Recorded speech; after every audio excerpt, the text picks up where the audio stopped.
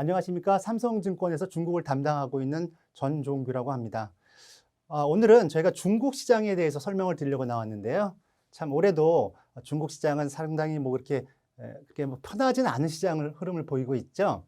그런데 저희들은 중국은 신흥시장의 가장 큰 나라로서 항상 도전과 모험과 또 기회가 있다고 생각을 합니다. 그래서 이 시간은 2분기 때 중국의 어떠한 방향을 봐야 될지, 정책을 봐야 될지, 그리고 아이디어를 뭘 가져가야 될지에 대해서 말씀드리도록 하겠습니다.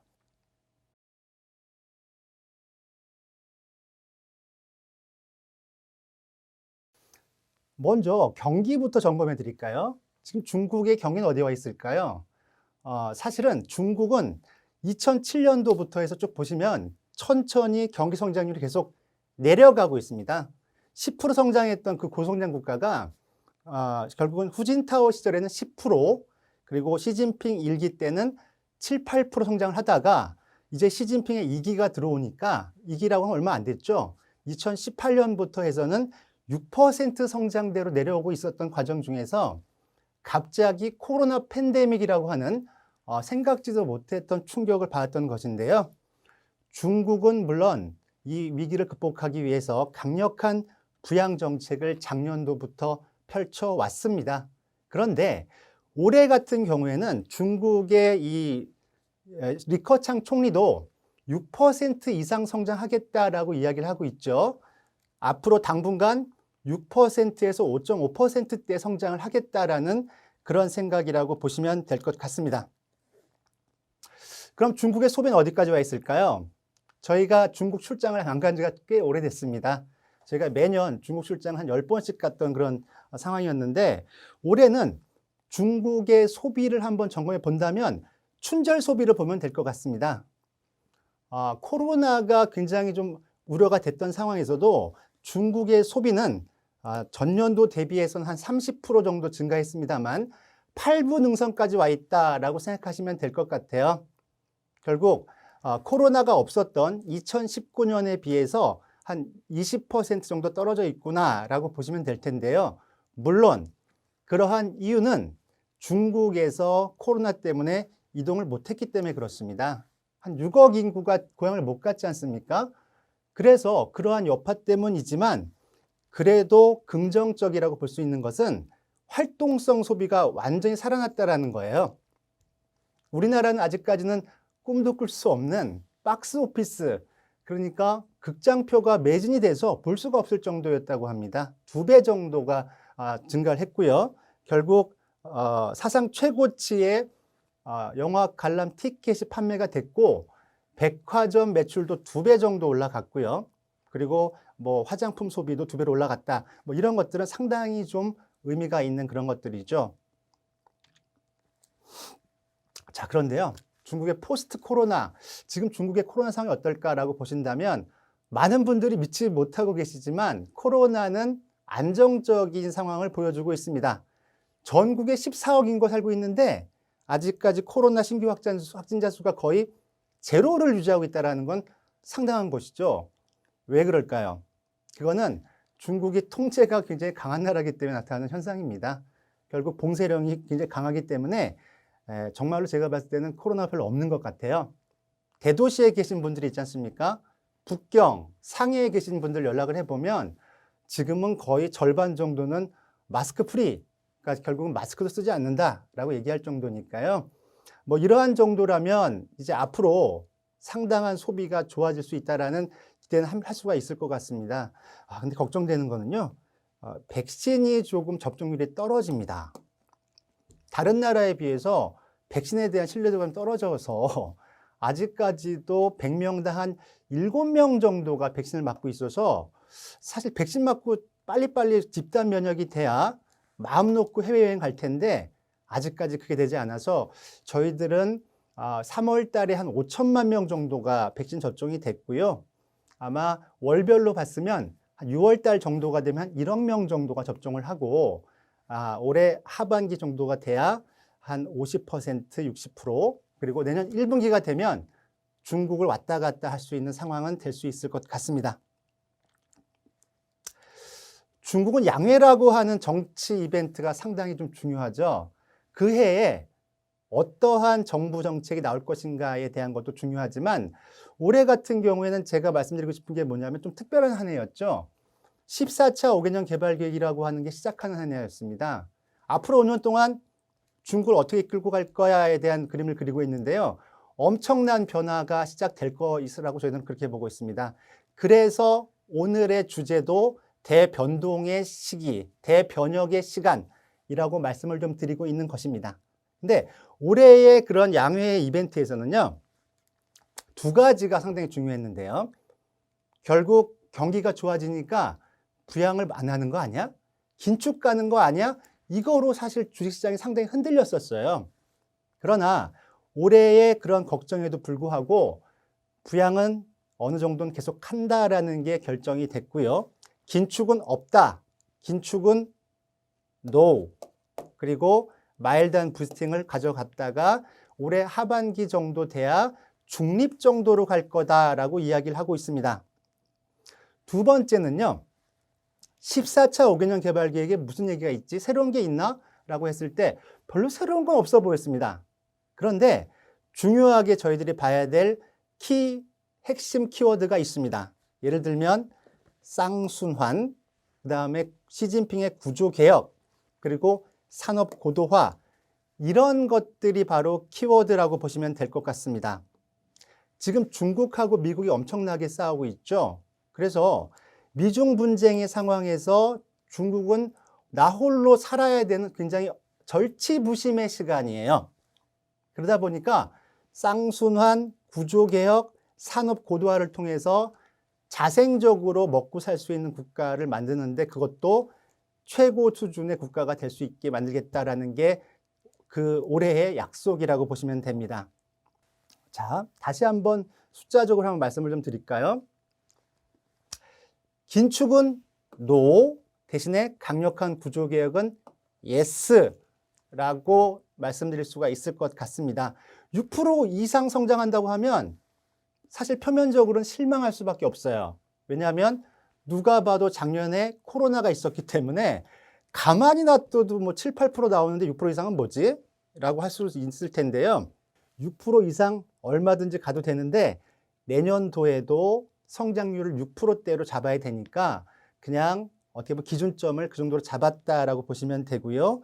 여전히 적극적인 재정 정책을 펼치겠다라고 얘기를 하고 있고 인민은행장도 우리는 적극적으로 경기 지원을 할 거야 라고 이야기를 하고 있으니까요. 긴축은 노고, 구조개혁은 예스였다라는 걸 다시 한번 말씀을 좀 드리고 싶습니다. 중국은요, 아직도 공사판이 많습니다. 돈 쓸 데가 많다라는 것이죠.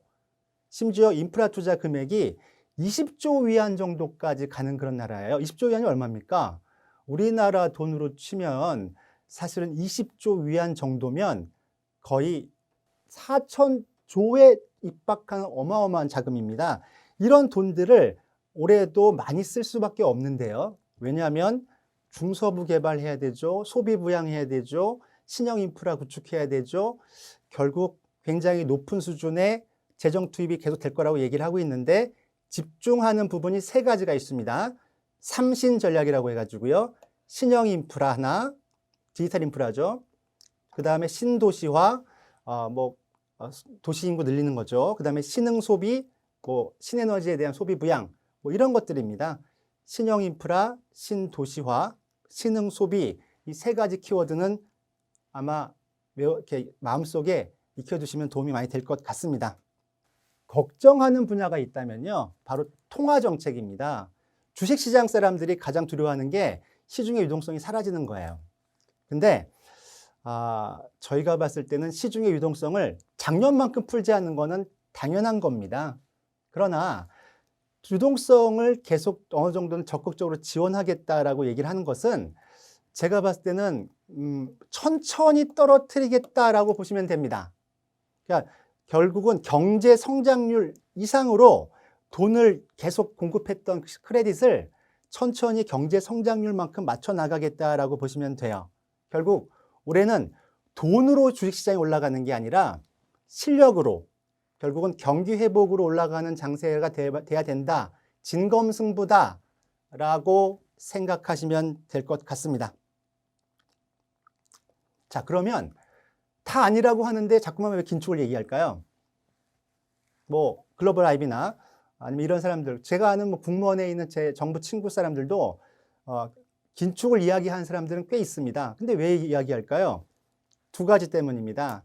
첫 번째는 중국이 가장 리스크가 많은 게 부채가 많다라는 겁니다. 글로벌 금융위기가 까마득한 과거 같지만 2008년 이후에 부채가 가장 많이 증가한 나라가 또 중국이거든요.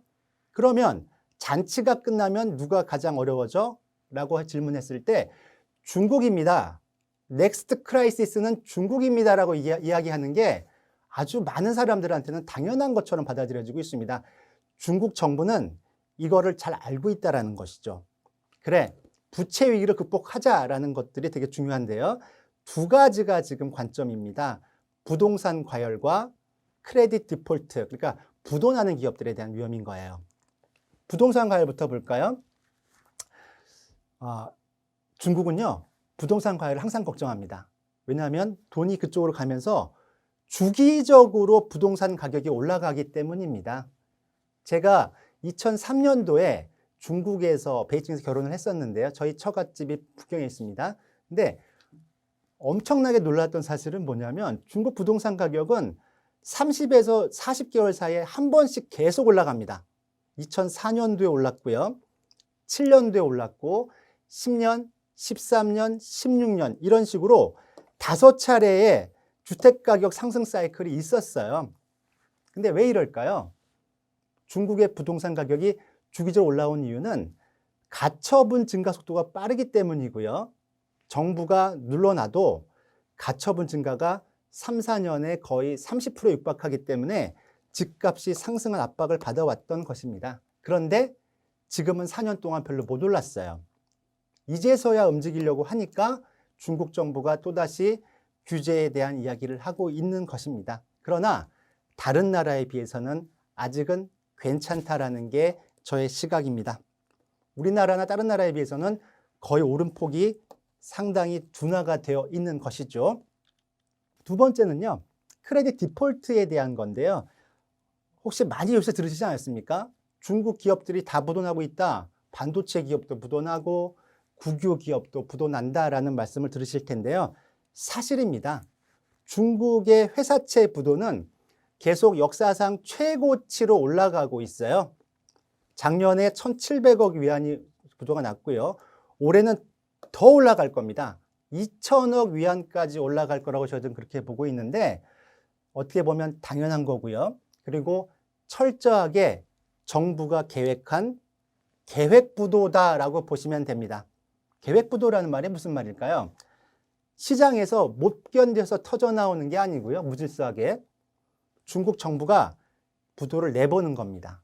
어떻게 보면 대마불사라고 생각하는 것들이 세 가지가 있거든요. 국유기업, 그리고 국책산업, 트리플 A 이런 것들은 절대 망하지 않아 라고 생각했던 애들을 한 번씩 망가뜨려 보는 겁니다.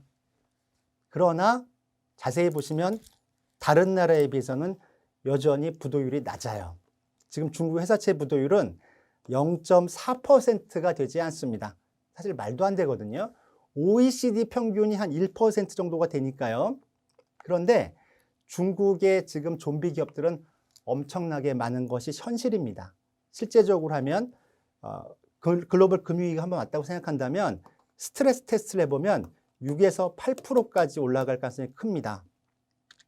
그래서 저희들은 지금은 철저한 좀비 기업 퇴출을 앞두고 그냥 해보는 그런 단계다. 계획부도라서 크레딧 디폴트 때문에 긴축으로 가는 거는 시기상조다라고 보시는 게 맞을 것 같습니다.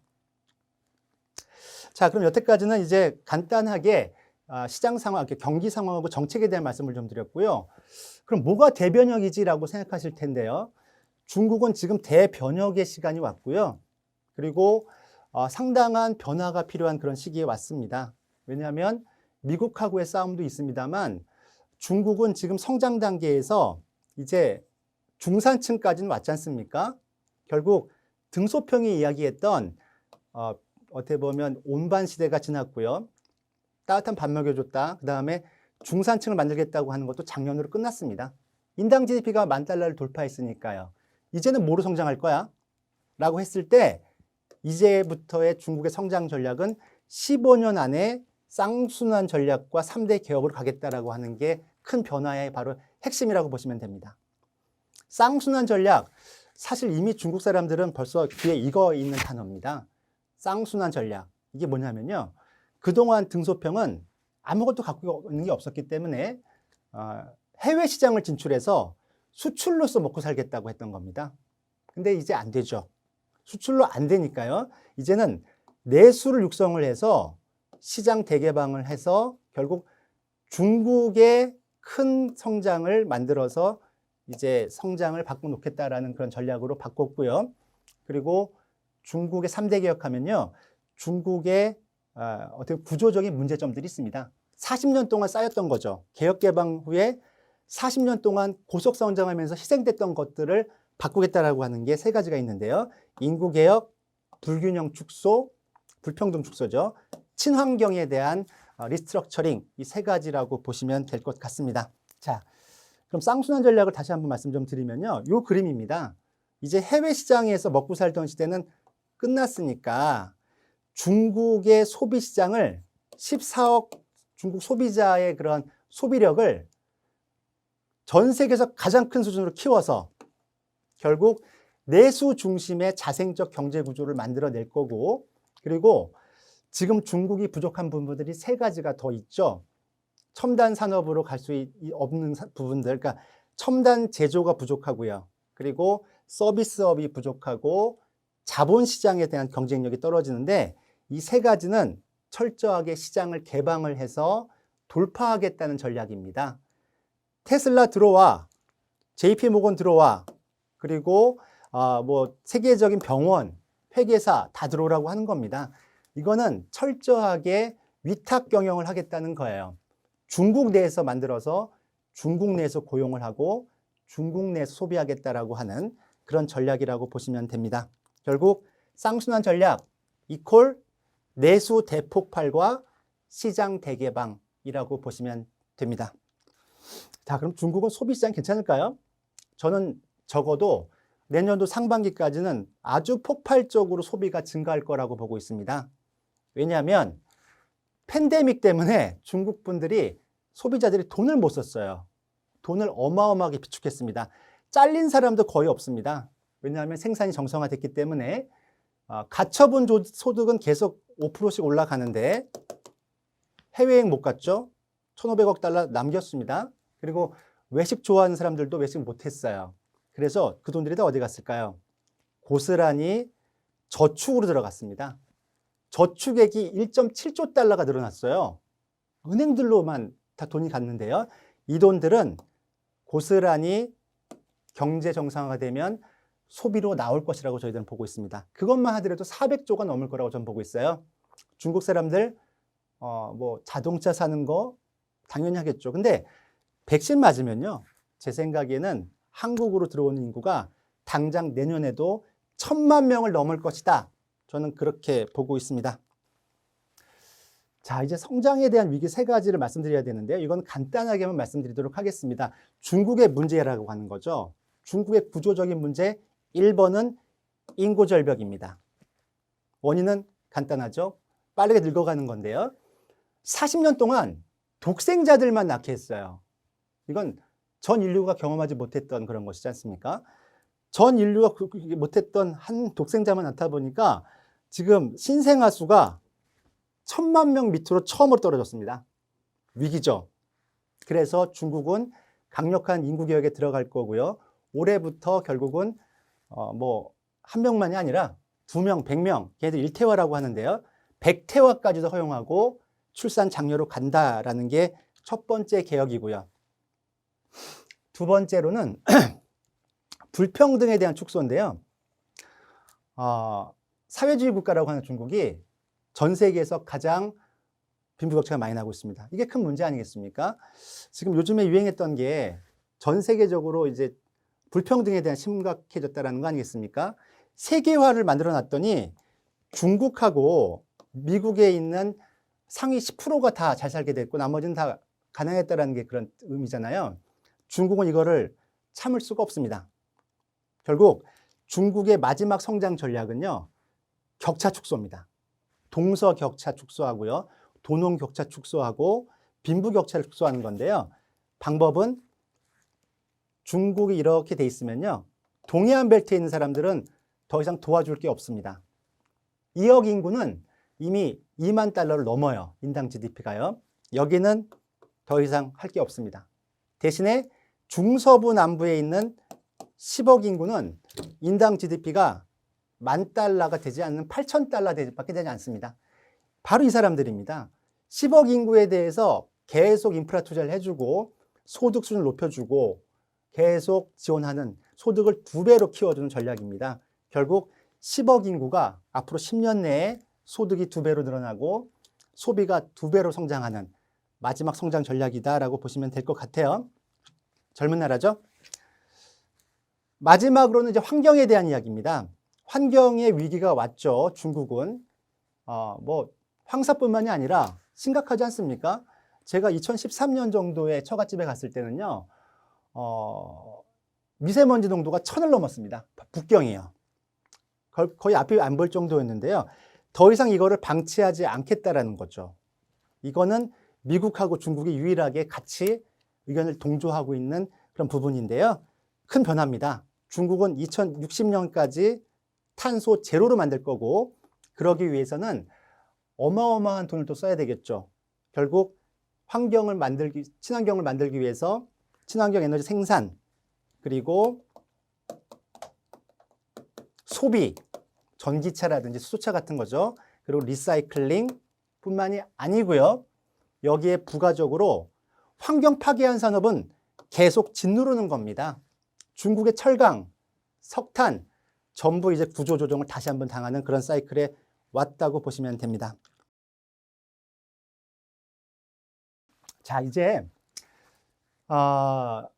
스페셜로 몇 가지 말씀을 좀 드리려고 하는데요. 시간 관계상 간략하게만 말씀드리도록 하겠습니다. 자, 미중 분쟁 2라운드로 들어가고 있습니다. 미중 패권 전쟁, 트럼프 때보다 바이든이 훨씬 더 어렵다라고 보시면 돼요. 더 거칠고 어떻게 보면 까칠까칠한 길을 걸어가야 되는 게 바로 중국의 입장입니다. 왜냐하면 트럼프 대통령 같은 경우에는요, 트럼프 대통령은 경제적 이익이 최우선이었습니다. 돈 달라는 거였어요. 그래서 수단이 되게 거칠었지만 중국은 줄 만큼 주고 왔다 갔다 할 수가 있었는데요. 지금 바이든 행정부가 원하는 건 돈이 아니라 패권 전쟁입니다. 결국 서로 간의 핵심 이익이 충돌하는 거예요. 서로 간에 주고받을 게 별로 없는 치열한 전쟁이 시작됐다라고 보시면 됩니다. 과연 어떻게 될까요? 저희가 봤을 때는요, 이번에 그 알래스카에서 있었던 고위급 회담 보셨지 않습니까? 이거는 외교적인 관계인 나라끼리 하는 그런 대화 같지가 않아요. 거의 거칠게 막 싸우는 그런 분위기 아니겠습니까? 이게 현실입니다. 서로 강대강 충돌을 하게 될 텐데요.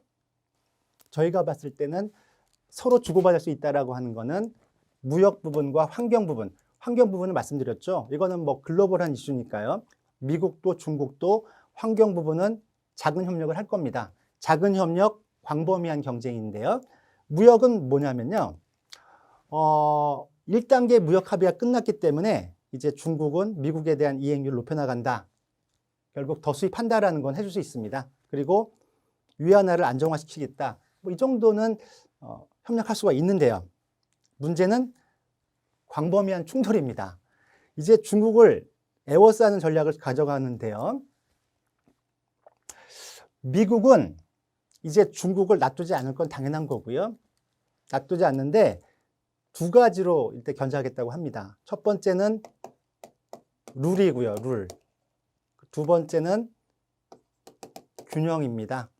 룰은 뭐냐면 법으로 제재하겠다는 겁니다. 계속 중국을 압박하는 룰을 만들 거예요. 홍콩 인권법 아니면 뭐 외국 기업 책임법 이런 것들을 만들어서 이제 계속 시스템적으로 가게 될 거다라는 거고요. 균형이라고 하는 거는 중국을 압박하기 위해서 동맹을 강화하는 겁니다. 결국 경제적 동맹 TPP, 안보적 동맹 쿼드, 그리고 체제적 동맹은 D10 이런 것들인데요. 결국 중국 어떻게 될까요? 제가 봤을 때는 당분간은 한국은 나쁘지 않다라고 보고 있습니다. 왜냐하면 중국은 탈출구가 없어요. 한국에 대해서 우호적일 가능성이 좀 크다라고 봅니다. 내년도까지 우리나라는 대통령 선거가 있으니까 거의 아무것도 바꿀 게 없지 않습니까? 못 바꾸는 거잖아요. 그렇게 되면 중국은 우리나라한테 굉장히 우호적으로 나오게 될 거예요. 균형 외교 해달라는 그런 부탁이 되겠죠. 결국 시진핑 우리나라에 들어오겠다는 것도 그렇고요. 그리고 이제 민간 부분의 교류도 활성화시키면서 우리나라에게 보이지 않았던 그런 보이지 않거나 보였던 노골적이었던 규제 풀면서 제가 봤을 때는 내년도에 중국 요거가 1,000만 명 넘어간다는 것도 기대할 만하다라는 말씀이 여기도 또 나옵니다. 차이나 머니 무브에 대한 말씀은 좀 구조적인 거니까 간단히 말씀 좀 드릴게요. 중국이 바뀌고 있습니다. 자본시장이 바뀌고 있어요. 질적으로 그동안에는 형편없던 그런 국가에서 조금은 질적으로 좋아진다는 게 뭐냐면요. 공모펀드의 시대가 열리고 있다는 건데요. 저는 구조적으로 보고 있습니다. 일단 중국의 가계 부가 너무 폭발적으로 증가하고 있어요. 지난 20년 동안에요. 무려 12조 위안에서 300조 위안까지 가고 있습니다. 어마어마하죠. 금융위기 이후에 5.2배가 증가했고요. 그리고 미국보다 더 빠른 속도로 올라오고 있는데요. 보실까요? 중국 가계 금융자산은 지금 50조 달러로 가고 있습니다. 미국이 95조 달러거든요. 거의 2분의 1을 넘어가고 있는데요.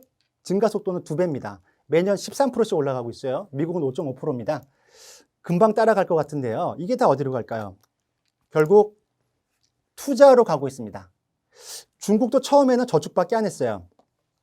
10년 동안요. 2000년부터 2010년까지는 저축밖에 하지 않다가 똑같습니다. 저금리 상태로 가게 되니까 돈이 갈 데를 잃고 WMP를 잠깐 갔다가 저축으로 오는 게 바로 2020년에 적극적으로 나타나기 시작했는데요. 이러한 중국 차이나 머니 무브, 차이나의 거대한 자금이 움직이는 거는요. 아마 지속적일 겁니다. 구조적일 겁니다. 가계 예금으로 가 있던 자금들이 직접 투자인 주식과 간접 펀드로 들어가기 시작한다는 건데요.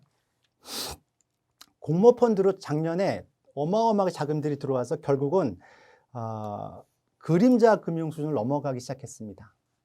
결국 너무나도 많은 자금들이 가계 자금들이 만들어지고 있는 상태에서 결국 이제 액티브 펀드들이 수익률 너무 좋게 주니까 더 많은 돈들이 몰리기 시작하는 거예요.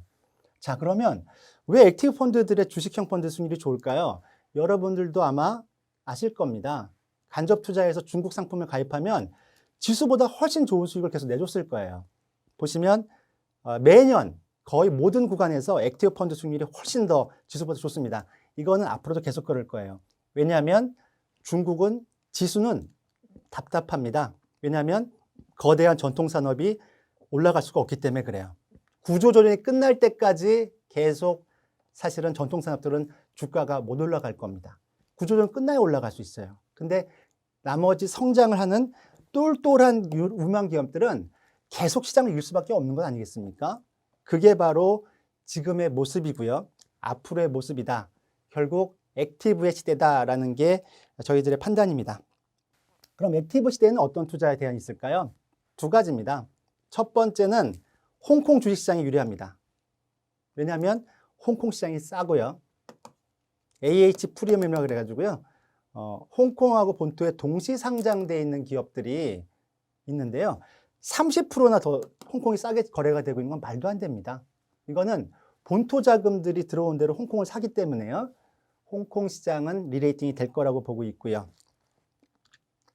그리고 홍콩도 아주 발빠르게 신경제로 지금 환골탈태를 하고 있다는 것이죠. 중국이 증시 개혁을 하면서요. 홍콩 H 시장이 그동안에는 사실은 뭐 70%가 금융기관하고 전통산업이었는데요. 이제는 신경제가 불과 3년 만에 50%를 넘어가고 있습니다. 메이투안, 디엠핑 뭐 이런 거 아시지 않습니까? 미국의 ADR들이 다 지금 중국, 홍콩으로 들어오고 있어요. 자, 이런 것들 싸고 젊고 신경제가 들어오는 홍콩 시장은 유리한 국면이 올 거다라고 보는 거고요. 두 번째는 니프티 피프티라는 말씀을 씁니다. 이건 다른 말로 하면 우량주의 시대라고 말씀드릴 수가 있을 것 같아요. 아까 말씀드렸죠? 결국 공모펀드의 기관 매니저들도 똑같은 생각을 하고 있습니다. 자, 구조조정의 시대다. 황골탈퇴의 시대다. 이제 구경제가 사라지고 신경제로 대변혁이 시작되고 있다는 관점에서 미국의 니프티 피프티가 1969년도부터 있었고요. 한국에 기억해 보시면 펀드 붐이 2000년대 초반에 있었습니다. 그걸 기억하시면 되는데요. 중국의 니프티 피프티는 이제 본격적으로 더 갈 거라고 봅니다. 언제까지요? 구조조정이 완성될 때까지라고 저는 그렇게 보고 있습니다.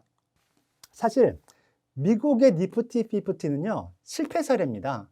왜냐하면 50년 전이라서 그때는 너무나도 버블이 심했어요.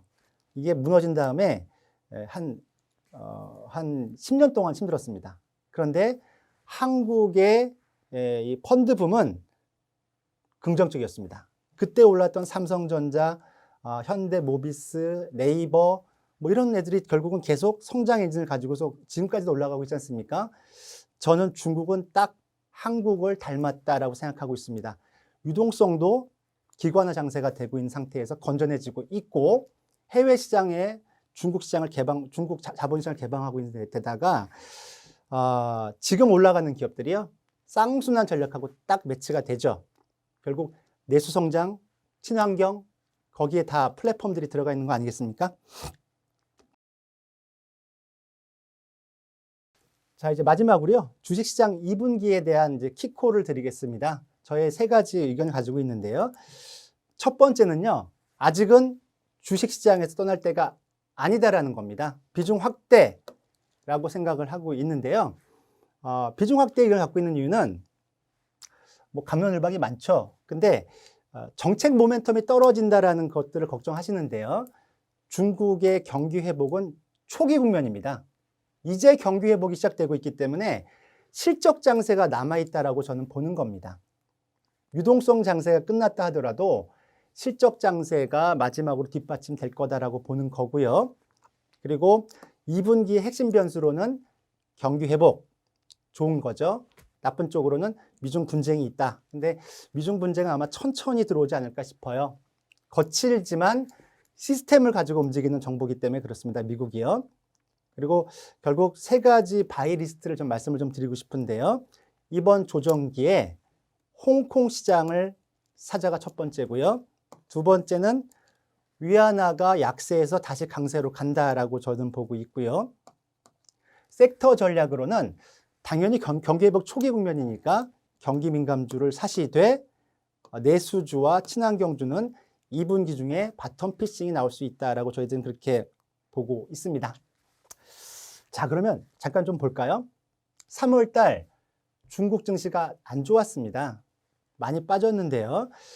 중국 시장에 조정이 있었던 거는요, 뭐 아시는 것처럼 미국 금리 발작으로 성장주가 조정을 받았고요. 두 번째는 중국의 유동성 긴축 우려가 맞물렸기 때문인데요. 더 아프게 느껴지는 것은 뭐냐면 중국을 대표했던 우량주들이 많이 빠졌기 때문에 그렇습니다. 생각하시면 상해는 한 9% 빠졌고요. 홍콩 시장은 12%가 빠졌는데 전기차 종목들은 38%, 플랫폼 기업들은 25%, 내수 기업들은 25% 빠졌습니다. 내놓으라 했던 우량주들이 많이 빠졌던 것이거든요. 이래서 사실은 더 아프게 느껴지는 그런 조정이었다라는 것이고요. 그러면 2분기 때는 반전의 모멘텀이 있을까? 반전의 그런 뭐 기회가 뭐를 봐야 되지라고 생각하실 텐데요. 일단 첫 번째로는요, 대표주들의 주가 조정은 많이 됐다라는 겁니다. 조정을 30% 받았어요. 그래서 저가 매수세가 좀 나오기 시작했고요. 그리고 걱정하고 있는 인민은행에서의 긴축은 아까 말씀드린 대로 없다를 확인하시게 될 겁니다. 정책의 정상화는 천천히 간다는 것이 중요하고요. 무엇보다 더 중요한 것은 펀더멘탈과 유동성입니다. 기업이익은 이제 좋아지기 시작하는 거예요. 이번 3월 PMI를 보시면 확 올라왔습니다. 그리고 또 아마 4월 달에 청명절 있죠. 5월 달에 노동절 소비가 매우 좋을 겁니다. 그래서 이제 펀더멘탈은 좋아지고 있고 3월 달에 주가 조정 받는 상태에서도요. 외국인들은 순매수를 3주째 계속했고요. 기관들의 주식형 펀드도 계속 말씀드렸던 것처럼 구조적으로 들어오고 있다. 결국 펀더멘털과 유동성은 흔들리지 않았다라는 게 정확한 저희들의 시각입니다. 지수 밴드는요.